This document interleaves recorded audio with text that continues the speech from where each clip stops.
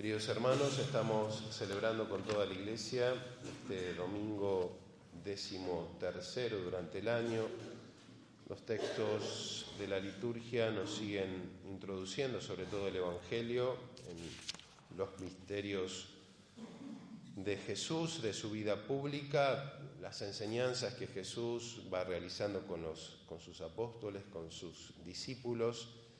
Y del capítulo 10 de San Mateo nos sigue introduciendo en este gran misterio de la revelación que Jesús hace. Tal vez las primeras palabras nos pueden sonar un poco chocante, algo que se repite a lo largo del Evangelio, incluso en el Antiguo Testamento.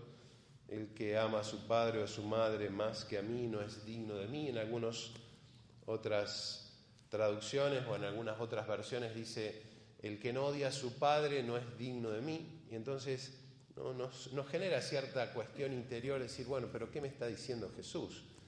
Que no tengo que amar a mis padres, o que tengo que odiar a mis padres, o que no los tengo que tener en cuenta. Y en realidad lo que el Señor nos enseña es a ordenar nuestra vida, ¿sí? Y ese orden que tiene como fundamento aquello que somos, de dónde venimos y hacia dónde vamos.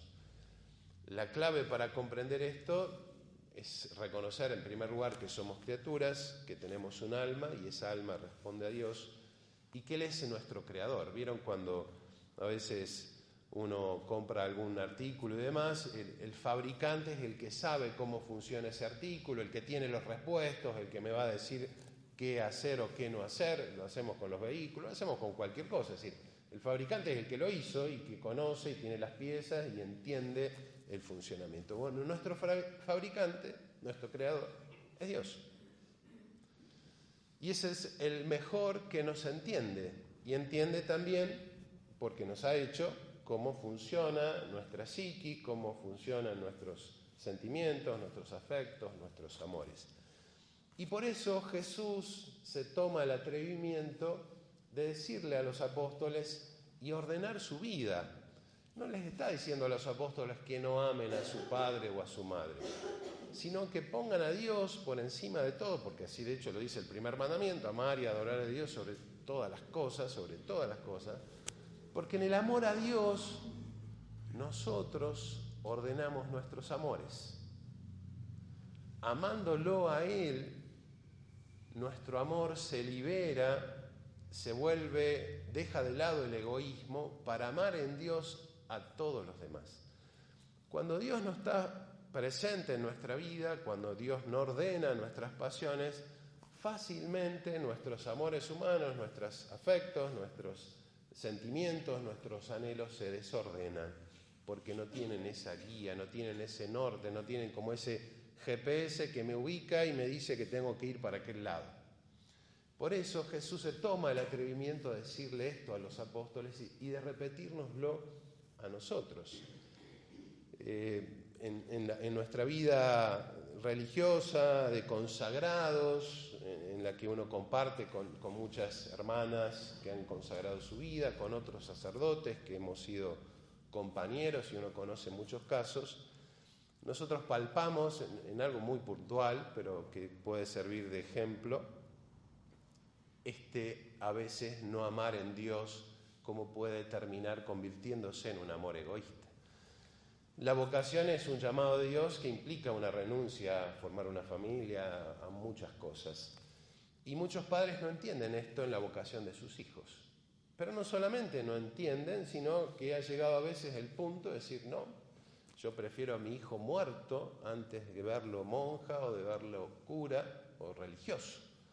Es decir, esa negación porque, bueno, Dios no está presente en mi vida y entonces lo entiendo en términos humanos y pienso que tal vez si mi hijo se va a hacer cura o mi hija se va a hacer monja, lo voy a perder y entonces pero he escuchado estas palabras o me lo han comentado a veces compañeros o amigos o religiosas que uno conoce, esta actitud a veces de los padres.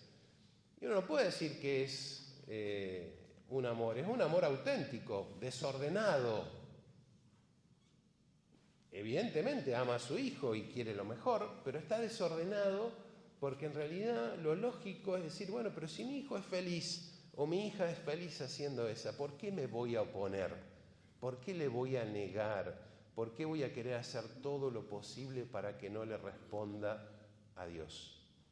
Y ahí entendemos por qué Dios nos pide que tenemos que amarlo a Él por encima de todo. Porque esto ordena nuestra vida interior, ordena nuestros afectos, quita del medio el egoísmo por el cual a veces incluso uno quiere el bien, pero lo quiere egoístamente. ¿Sí? Muchas veces, y creo que la mayoría de nosotros lo hemos experimentado en nuestra vida, cuando hay un ser querido que está a punto de partir y que sufre y sufre y uno quiere retenerlo, que no se vaya, no deja de ser un amor. Tal vez egoísta, porque, tal vez el momento en que esa persona parta y decir, Señor, si es tu voluntad, llévatela, y no estoy diciendo que se muera, sino que se haga la voluntad de Dios y dejar en Dios que Él sea el que dirija nuestros caminos. El Señor nos enseña a ordenar nuestra vida y también nos enseña que todo lo que hagamos por Él no quedará sin recompensa. De hecho, así termina el Evangelio. Aunque sea un vaso de agua que se lo den a un pequeño por ser discípulo mío, no quedará sin recompensa. El que ayude a un profeta por ser profeta, recibirá la recompensa del profeta. Esto nos remite directamente a la primera lectura que nos presenta al profeta Eliseo, uno de los grandes profetas del Antiguo Testamento. En el Antiguo Testamento Dios suscita muchos profetas que guiaban al pueblo de Dios cuando el pueblo empezaba a hacer las cosas que no correspondían. Hoy también tenemos muchos profetas que dicen que Argentina va a salir campeón, entonces ya han armado todas las octavos, todos los ítems, ya saben con quién va a jugar, cuánto van a jugar, entonces aparecen estos visionarios que en el Antiguo Testamento había profetas verdaderos que eran inspirados por Dios y otros profetas falsos. ¿Y qué hacían los profetas? Anunciarle al pueblo lo que iba a suceder. Uno famoso que lo hemos escuchado muchísimas veces es Jonás, profeta de Nínive, que Dios lo manda a Nínive a que predique la conversión. Jonás primero no quiere, huye, se sube a un barco, una tormenta terrible, entonces Jonás se da cuenta que tiene que volver, arrójenme al agua, lo agarra ese cetáceo, esa ballena gigante, lo arroja al mar hasta que Jonás entiende cómo Dios bondadosamente le decía que tenía que ir a hacer lo que le había pedido y él no quería hacerlo.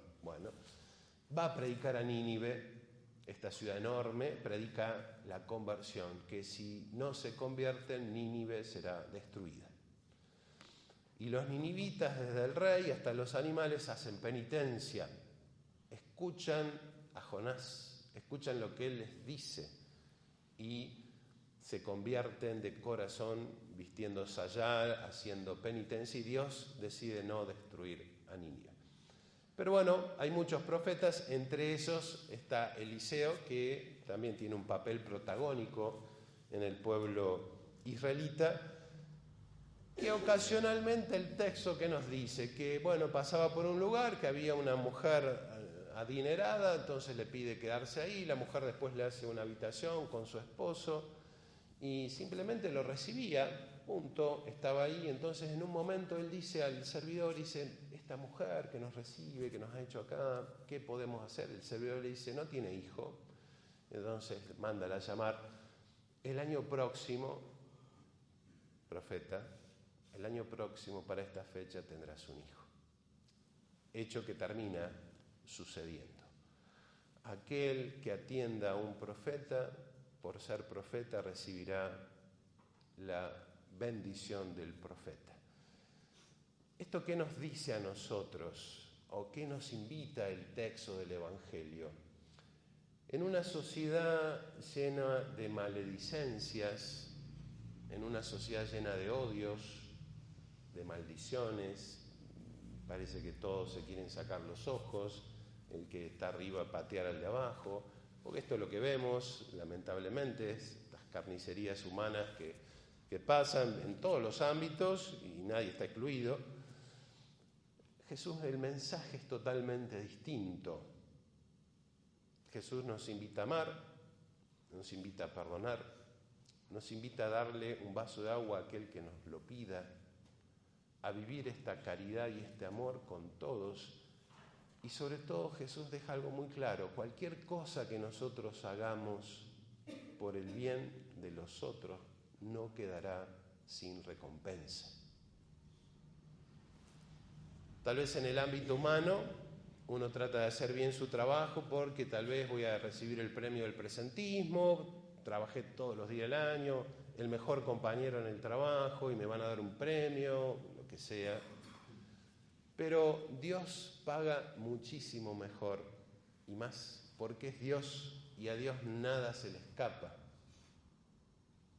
Tal vez en el ámbito humano, bueno, si hago algo lo tengo que mostrar, porque nadie lo ve. Es decir, lamentablemente no me meto en política, pero bueno, hacen alguna cosa, fotito, bueno, hicimos esto para que todos lo vean, ven, acá estamos, nos hicimos esto, porque, bueno, necesito después los votos, entonces tengo que mostrarle a la gente que hice algo, que estoy haciendo cosas.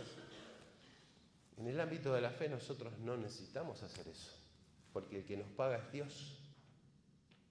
Y entonces uno puede hacer en lo oculto: voy a visitar a una viejita que está sola, que necesita comida, voy y se la llevo. No necesito publicarlo ni decirle nada, porque Dios lo ve y Él lo paga. Y eso nos invita a hacer muchísimas cosas que tal vez nadie las ve, absolutamente nadie las ve. Y tal vez tenemos la sensación de decir: bueno, no hice nada porque nadie lo vio, nadie me aplaudió, no salió en ningún lado, nadie me dijo nada. Pero Dios sí lo ve. Y Dios, que ve en lo oculto, nos pagará aquello que hayamos hecho. El Evangelio de este domingo nos invita a profundizar nuestra fe, nuestra entrega a Dios, a ordenar nuestros amores en ese amor a Él sobre todas las cosas, para poder amar a los demás en Dios y también a ser capaces de vivir esta gracia, de esta donación, no solamente de nuestra vida, de nuestro tiempo, de nuestras cosas, sabiendo que Dios no dejará de retribuirnos aquello que hayamos hecho por Él. Que María, nuestra Madre, nos conceda a todos esta gracia. Ave María Purísima.